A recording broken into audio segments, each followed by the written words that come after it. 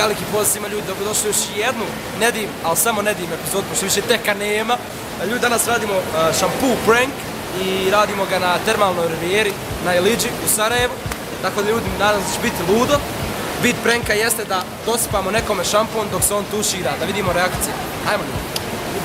Ne vidim. Gdje će akcija? Ne.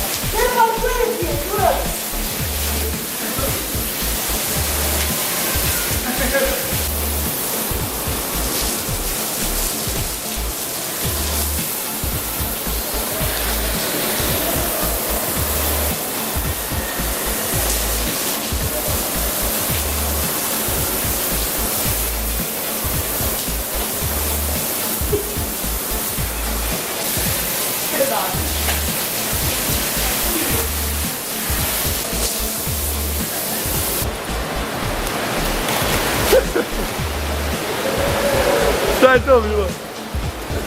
Aj pizda!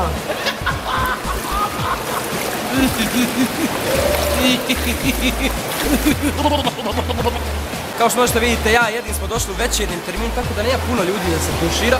Evo vidite ovdje. Znači niko se ne tušira, već pola sata čekamo. Ljudi se uopšte ne tuširaju ovdje. Ali dovoljno je reakcija. Ali dovoljno, eto, bila 3 momka smo nafatali. Ljudi, nadam se da ste uživali u ovom klipu. Ukoliko jeste, ostavite like, subscribe i ostavite subscribe na kanal Edin Creations. I to bilo to ljudi. Vidimo se. Ćao.